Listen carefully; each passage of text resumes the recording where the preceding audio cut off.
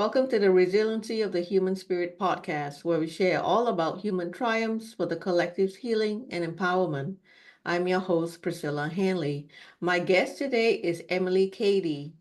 Emily, a spiritual medium and intuitive channeler, endured immense pressure to overachieve, which led her to burnout. In 2015, a near-death experience awakened her to life's values, spurring her to live authentically, free from external expectations. Her journey inspires others to embrace their true selves for genuine fulfillment. Without further ado, I'm going to bring Emily on right now. Hi, Emily. Hi, Priscilla. Thank you so much for having me today. Thank you for taking time to join us here today. So, Emily, I am so excited to have you here today because I am very intrigued with what you experienced during your NDE and how this experience has played a significant role in your life at this point in time.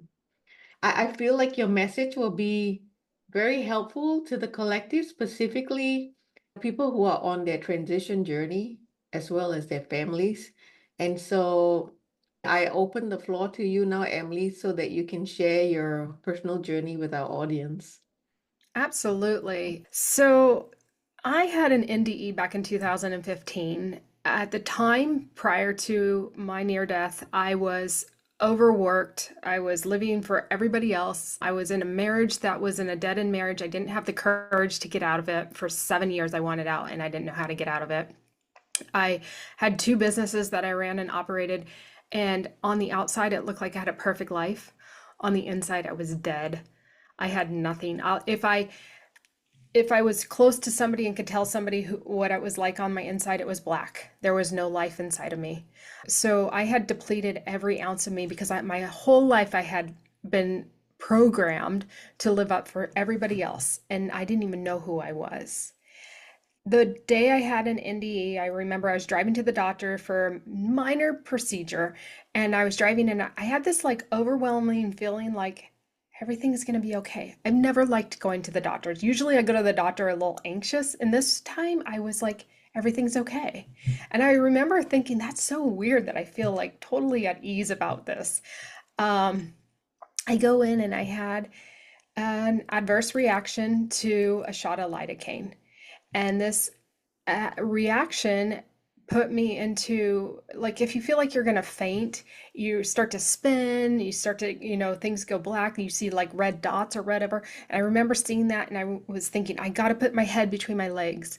And I couldn't move. And I was thinking, I gotta ask my doctor for help. My mouth wouldn't open, nothing would come out. And I was in this just intense discomfort. And I'm in this discomfort, and then all of a sudden, I transitioned.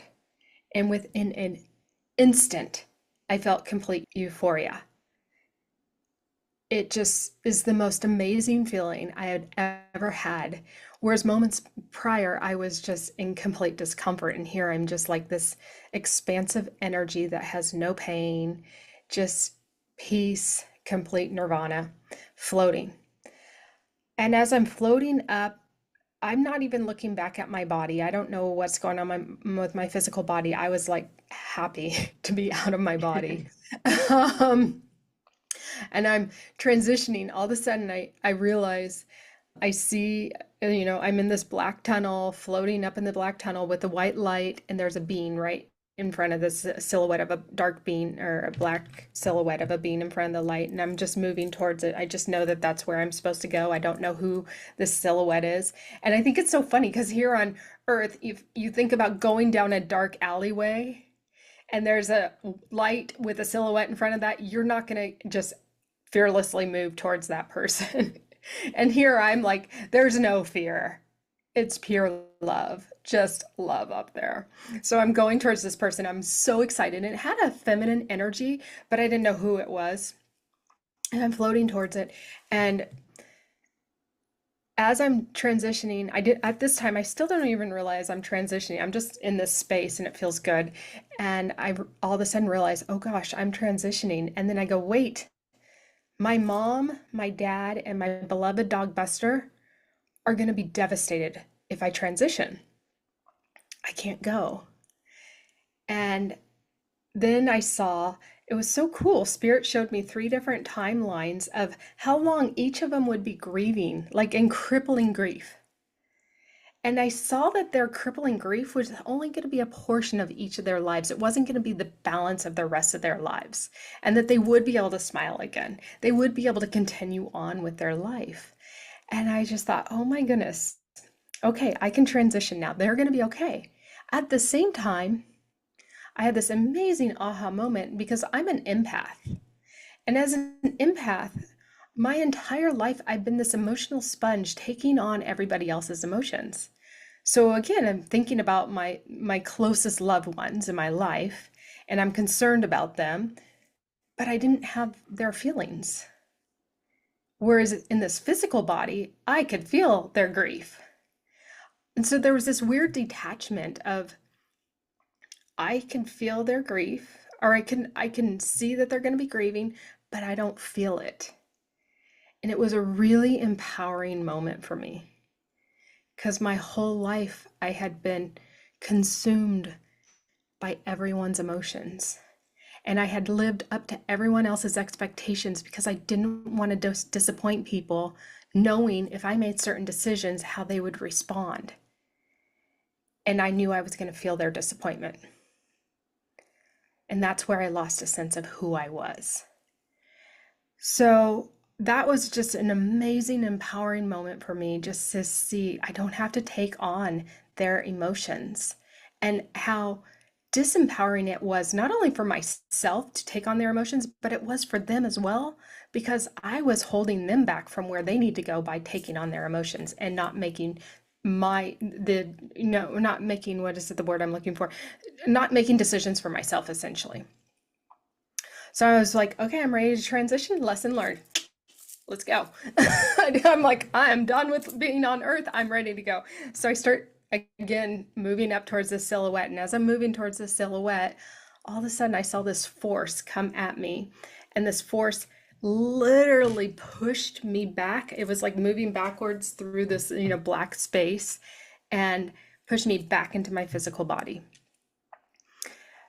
Waking up was awful, Priscilla. I woke up and I'm in a stark white, physician's exam room. It's cold, it's sterile, it's bright.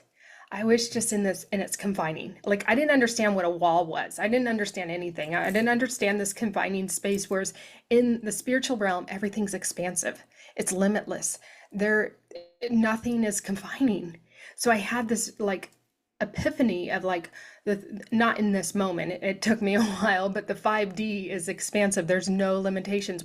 When people say anything is possible in the 5D. Down here in this 3D density, it's confining, it's heavy. So it's really hard for us to understand how to navigate that anything's possible when we're in this really limiting density. So waking up, I had amnesia. I didn't know who I was. I had no clue. My doctor, I didn't even know who my doctor was. And she's yelling, Emily. And I'm like, first of all, who are you? Second of all, who's Emily? Are you third? Are you here to hurt or harm or help me? I don't know. I don't know anything. I didn't have any concept of anything. So it took me a few minutes to go, okay, I think I'm Emily. And I think she's here to help me because she's saying nice things. But it took me a while. It took me, a while, being probably within like 15, 20 minutes to really get oriented back into who I was, although I never felt the same after this. In that moment, I, again, I never felt the same. What had happened to me is I had a grand mal seizure.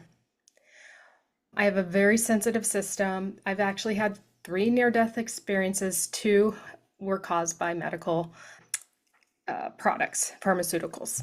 I just am super sensitive. And I had a grand mal seizure. I stopped breathing. My doctor had to completely resuscitate me. She performed CPR to bring me back into my body. Waking up again, I didn't know who I was, and I never felt the same.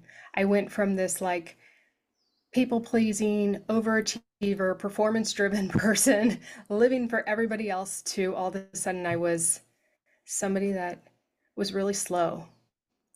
I didn't care. I just operated at a very slow pace. Everything just, there was no urgency for anything. What happened is I had a walk in. Now, this is a very controversial topic. There's not a lot of research that I personally have been able to find on this. There's some people that their belief system is a walk in is like a full walk in is when you have a piece of your, or excuse me, you transition, or it could happen when you transition or you're in a very traumatic situation or in surgery or something, and your self transitions out and a different soul comes in. And so people will come in back into their body or wake up and they don't even know their family. They don't know, they don't even speak the same language sometimes. It's a completely different soul that has taken over their body. Mine was more of a partial walk in where my soul was exhausted and completely depleted. I had created such a mess here and I did not know how to get out of it. Like I had said, I had been in a marriage that I had wanted out for 7 years and I didn't know how to get out of it. I didn't have the courage. I was living, I didn't know who I was. So my soul was tired. My soul was like, there was no out of body experience looking back at my body going, what's going on? I was like ready to transition. And so I transitioned and a more mastered aspect of myself came in to my physical body. And that's what brought me back. And this more mastered aspect of myself came in to help me navigate life. I have a soul purpose here. We all have a soul purpose. And so mine needed to be fulfilled, but my old original soul was not capable of fulfilling my soul purpose. So the more mastered aspect of my soul came in. And this has to do with like parallel lives. I know you and I can talk about parallel lives and stuff, and it's super confusing, but we all live, the same life at the same time. There's no time in the spiritual realm. As my NDE, there was no time. I felt like I had been up there for eternity when it was probably 3 minutes. So if that. And so in my experience though is we are living so many different lives at the same time. So there was a part of me that had already mastered this life, and that part of me came in to help me master it, help me fulfill what needed to be fulfilled. Within 6 months of my NDE, I was out of my marriage, didn't cry at all. I was like, just, there was no emotion. It was just weird. I was just like, I'm done. I'm out, packing up, heading out. Within a year and a half later, I had closed my 2 businesses because I knew that they weren't aligned with my soul purpose. And I had to basically go into hibernation. I went into hibernation for a solid year. I still had a job. I had to go get a job because we all have to make money. Being here on earth, we have to make money to survive. It's part of, what we're here to do, to work and learn. So but I didn't interact with people. I didn't know how to. My walk in didn't connect with people that I had known. My friends, I didn't even know how to connect with them anymore. I was a different person. My music choices, what I liked in music changed. What I ate changed. Those sort of like, and it's a weird thing because you have still your ego that is like, this is what we know. It's still here, but this more mastered aspect of us steps in and has this different way of doing life. And so you have to acclimate and work with the ego. And I work with a lot of people that are walk-ins, and it's a very challenging thing. It's very isolating because you don't know that you're a walk-in. People think that you're like mentally unstable. But there's a disconnect, and you have to learn how to acclimate and work with this new aspect of you to really start to move forward in life. It took me Probably a few years to really acclimate to this walk-in aspect of me. My ego was done. My ego was very angry that I stayed and was brought back. I wanted to transition. It felt so good. So it took a lot out of me. Wow, such an amazing journey. So much to unpack here. So let me just go back to the beginning. So when you transitioned, how did you perceive yourself? I know obviously your physical body, you left behind your physical body, but how did your spirit look like? Did you kind of have a light body or Yeah, anything? there was no body that I was even in tune with. I was just an essence. Nice. So it Just was just your consciousness. yeah. Okay. When I was 16, my dog died. And when she passed, I was with her and I got to see her soul come out of her body and go up. I physically saw her essence leave her body. And that's what it was. I just saw this essence. That's what I was. It's just energy. I wasn't, there's no physical, there was nothing to limit you. Like we are limited in these little bodies of ours. Yeah. And so when you saw the female being, like looking back now, who do you think this being was? You know, you've asked me that and I've been exploring it and the only thing I can think of is I think it's a maybe my higher self is kind of what I'm being led to. Like my higher self was waiting for me, but it wasn't my time to transition. And maybe my higher self was like, okay, we'll take your old soul and put in the new one. We'll do the exchange here. I don't know. I really don't know.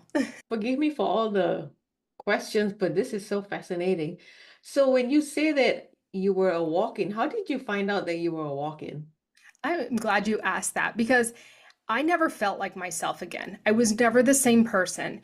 And so I didn't know anything about walk-ins. Well, I had known about walk-ins, but I always thought it was like a completely different soul that took over the original occupant's body.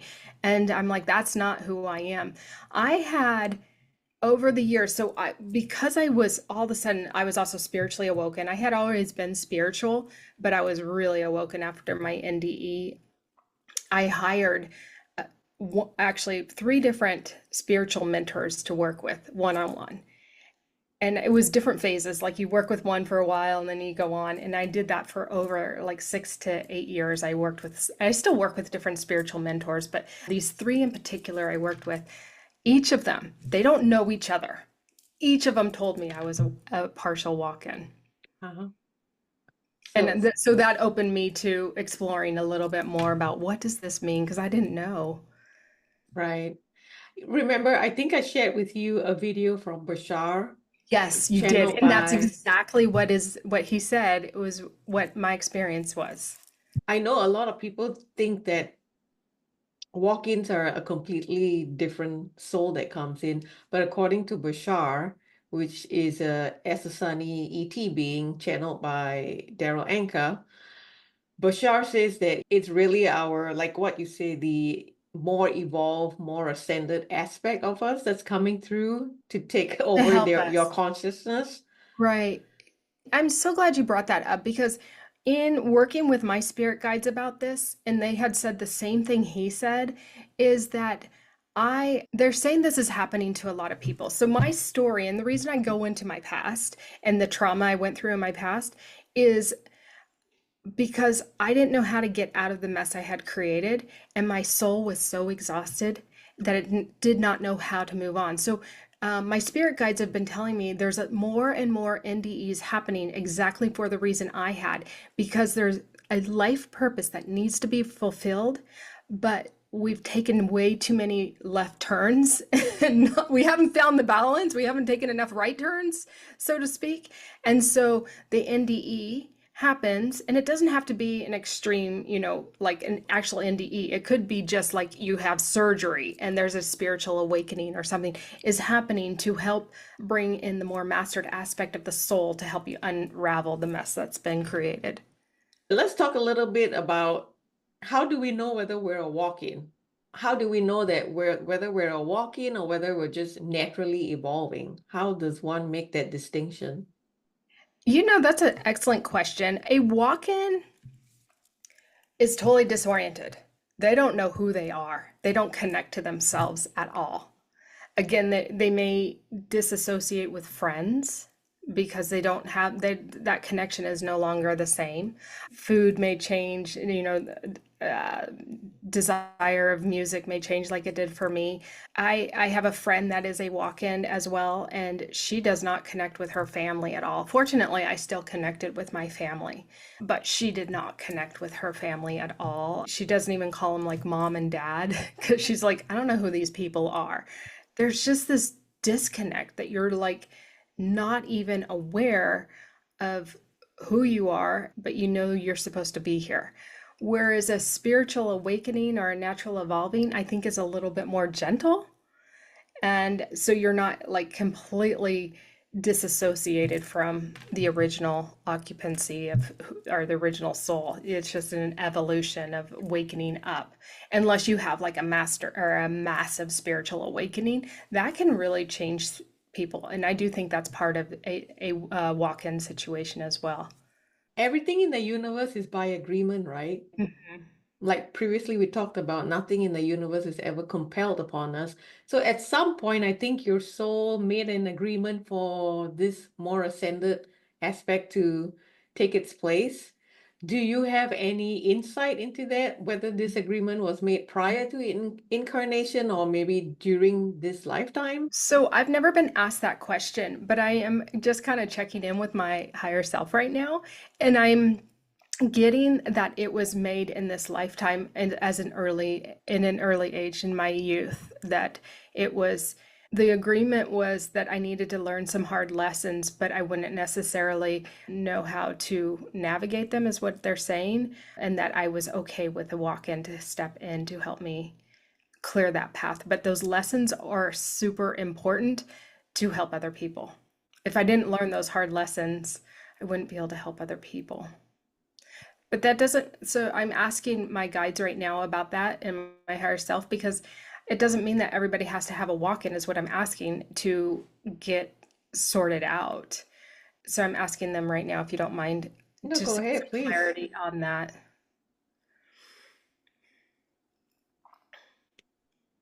Okay, thank you. So from my mistakes I've made, I can help shed light on in truth into people's lives that they can avoid those missteps. They are saying that the purpose of having somebody that is a beacon, a light, or a mystic is a truth seeker, they're saying, and a mystic is going to seek the truth of where you're at, who you are, why you're here.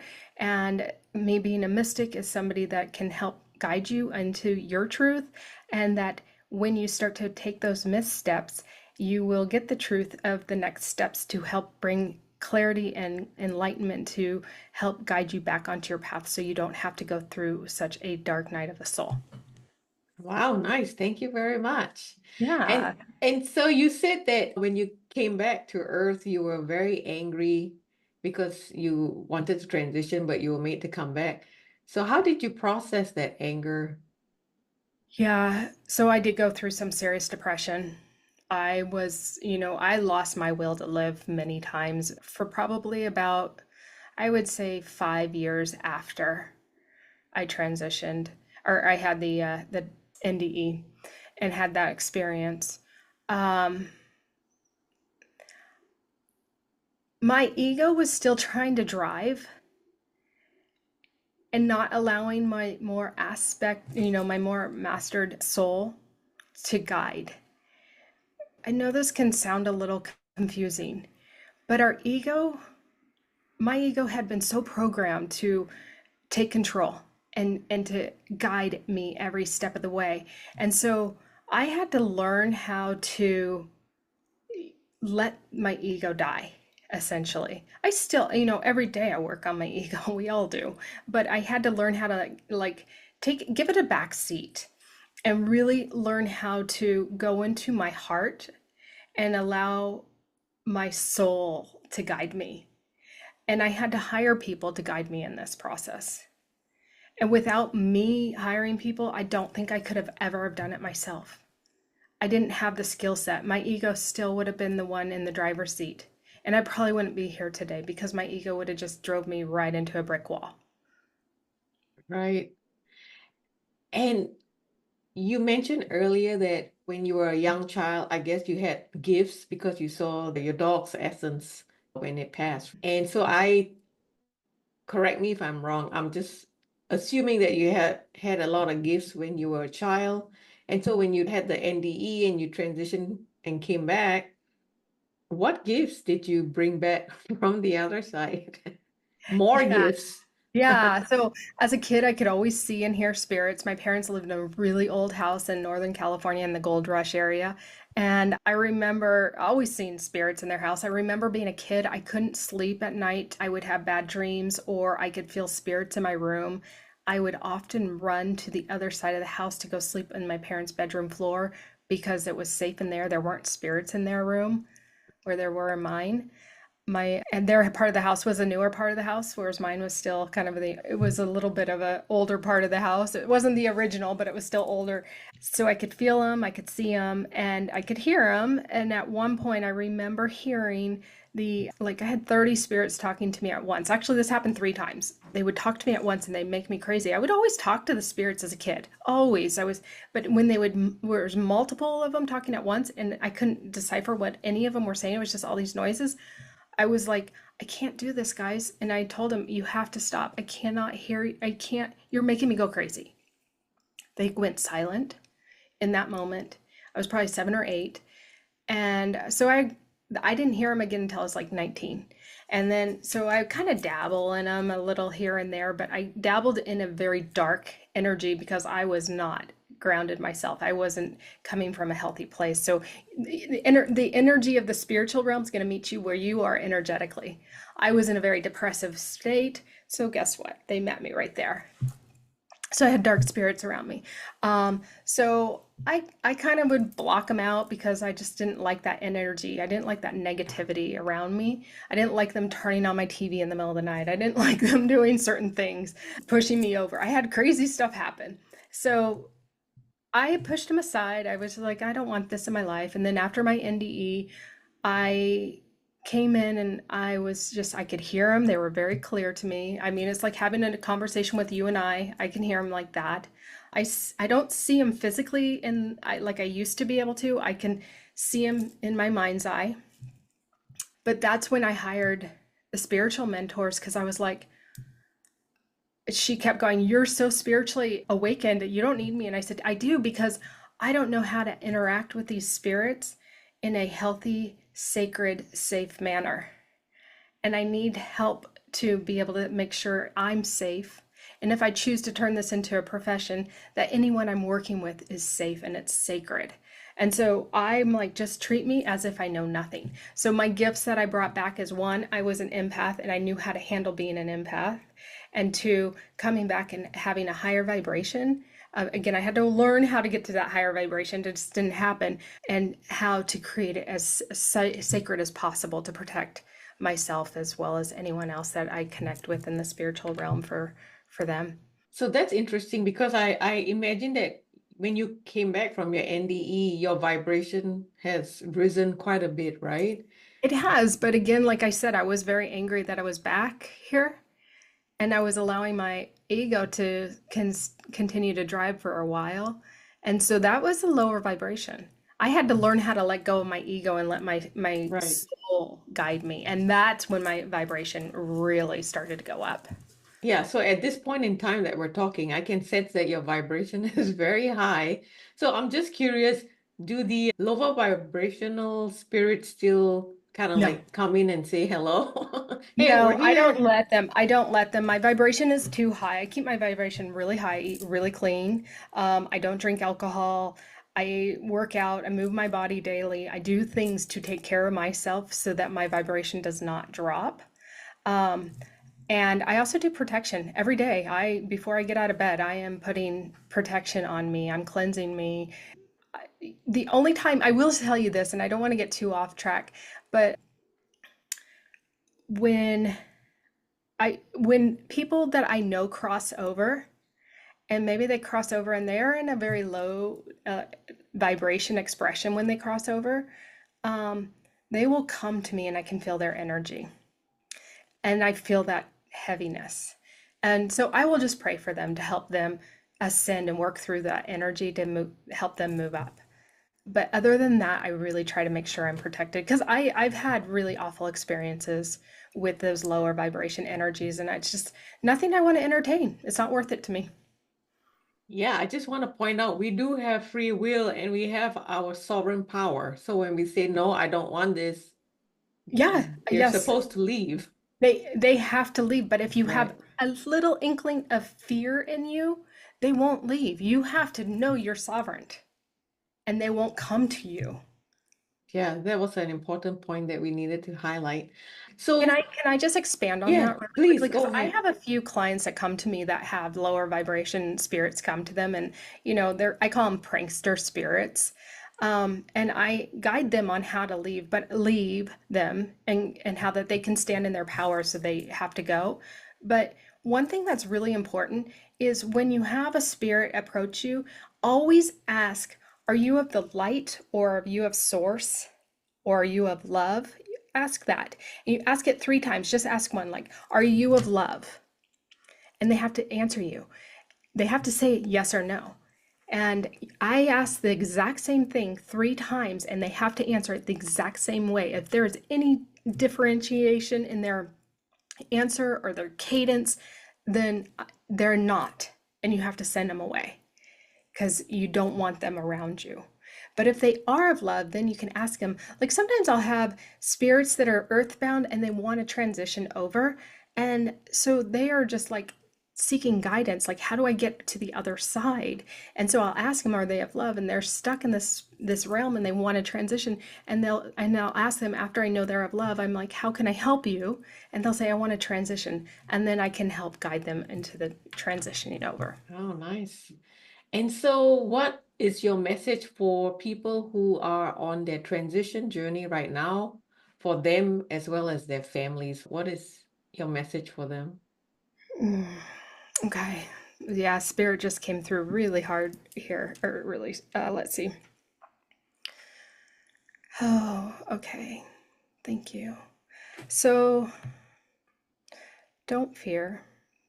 You're going to feel so good the moment you transition over. But before you transition, make amends with anyone that you need to. Anyone that is heavy on your heart that maybe you haven't spoken to in the last few years or decades or however long it may have been, it's time to reach out and tell them that you forgive them, that you love them. This won't only help you in your transition, but it will help them in navigating their life. This is the key right now to our purpose: forgiveness, love, unconditional love, releasing the chains that have been holding us back. Thank you to Spirit and thank you. So, let's transition now into your business, okay? So, talk a little bit about the work that you're doing right now for the collective, the programs and services you have. Yeah, so I love to work with empaths. Empaths are, highly sensitive people that are also highly intuitive, and we tend to don't not know how to decipher what is our own emotion versus somebody else's because we take them all on as if they are ours. And so, working with an empath and helping them understand who they are and turn their sensitivities into their superpower, to their strength, helping them set strong boundaries with loved ones that maybe have been taking advantage of them, and to give them some clarity of their purpose is just like my life joy to be able to really see my clients' lives transition. I do offer a 1 hour session just to understand what your soul's purpose is. We'll connect with the spiritual realm and identify, like, maybe who your spirit team is, or maybe some loved ones that have transitioned over that are guiding you and messages that they have. I can never guarantee that who's going to come through because it's always somebody different.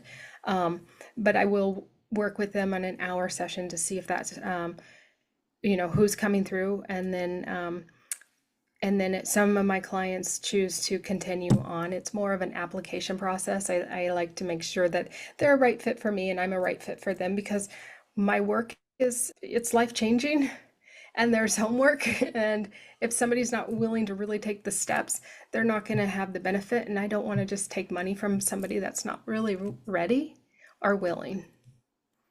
Okay, So so if I understand correctly, so you do readings, correct? I But you do also readings. do somewhat like a coaching program? Yeah, I have a 3 month program that I work one on one weekly with my clients. Okay. And so how can people get in touch with you if they want to work with you? Yeah, my website's Emily Kady, and it's kady.com. And on there, they can even book a free 20-minute session with me just to see, see what a little, ask me some questions. I can give them a little mini reading to see if we're a good fit for each other. Okay, nice. And you do have a special gift for our audience today. You want to elaborate more on that? Yeah, so in this gift is it's my must-haves for any empath. It's just a simple guide to products that have helped me being an empath to help regulate my nervous system so that I can be a little bit more in control of my emotions and feel a little bit more confident and powerful in my daily life. So that is my free gift.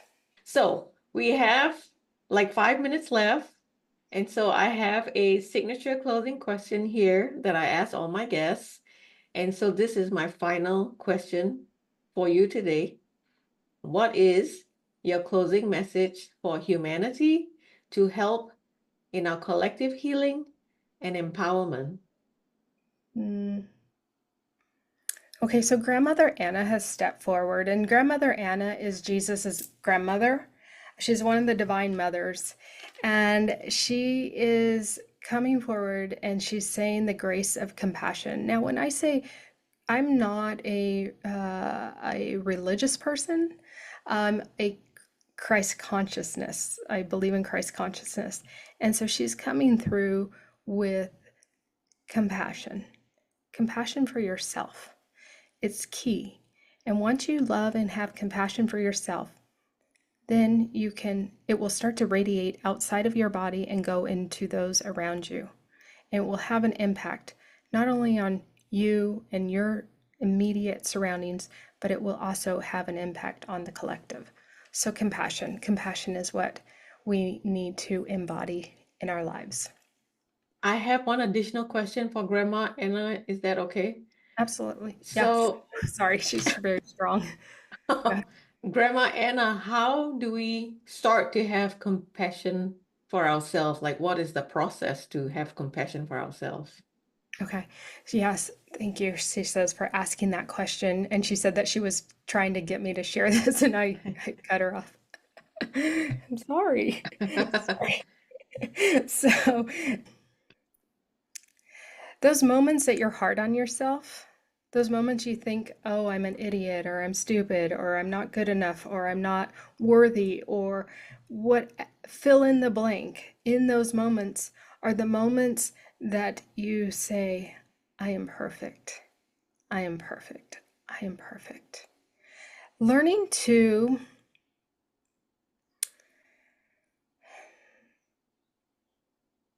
embrace your beauty, the imperfect and the perfect, whatever you see is your beauty. It is your signature. It is your essence. Learning to embrace all of you is the key. So again, just a little tiny step of that in the moment that you are being critical of yourself is a moment to turn it into an endearing moment for yourself. Does that make sense, my dear? Yes, got that, Grandma Anna. Thank you. Anything else? No, Grandma Anna, thank you for coming through. Thank you for having us. Okay, let me let her come back. Emma.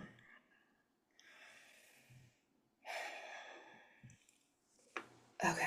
She doesn't want to leave. Okay. I'm back. Okay, wow, that was so cool. Thank you. Welcome. Emily, I really, really enjoyed this conversation with you. I gotta get you back on next year. Absolutely. Anytime it'll be fun. I can always spirits will come through and we can talk about whatever. Okay, So yes, deal. I'll have you back on next year. yeah, so whatever's going on in the world or whatever, we can tap in and see what's going what advice they have because there's so much uncertainty in the world right now and how can we find some peace just in ourselves? It's really important. I agree. Thank you so much for being here and for sharing your light and your wisdom and your spirit friends with us. Thank you for having me and all my spirit friends, my spirit family. Yes, spirit family. For everybody who's watching and listening, thank you for your time.